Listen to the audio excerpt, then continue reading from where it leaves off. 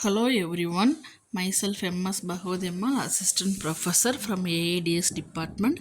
Our subject code CRA 332, subject title Drone Technologies, Unit 1, topic Vocabulary Terminology and History of Drones.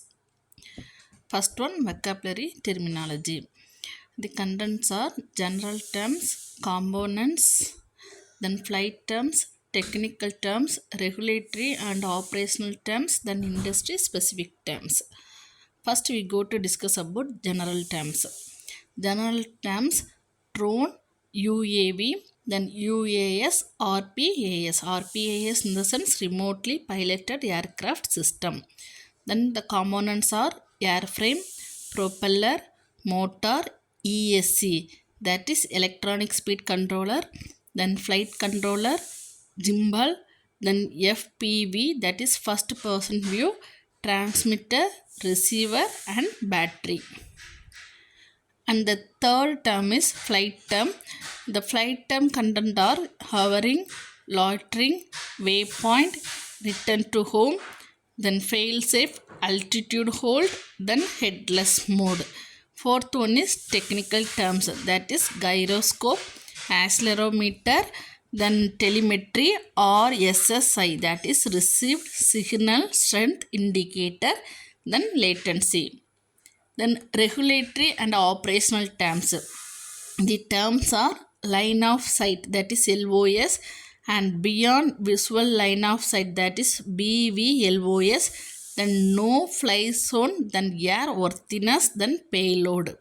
And the last term is industry specific terms, that is aerial photography, surveying and mapping, agricultural drones and delivery drones, then inspection drones.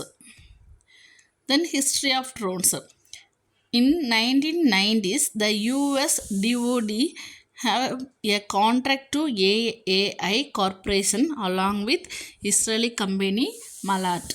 Then the US Navy bought the AAI Pioneer UAV that AAI and Malat developed jointly. Many of these UAVs saw service in the 1991 Gulf War. Then Cape Con was a European Union project to develop UAVs running from 1 May 2002 to 31 December 2005.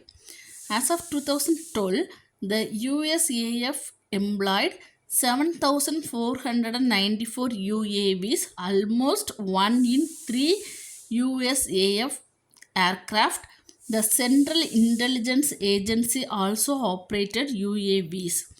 By 2013, at least 50 countries used UAVs, that is China, Iran, Israel, Pakistan, Turkey, and others designed and built their own varieties. As of 2021, quadcopter drones exemplify the widespread popularity of hobby radio controlled aircraft and toys. However, the use of UAVs in commercial and general aviation is limited by a lack of autonomy and new regulatory environments which require line of sight contact with the pilot. Thank you.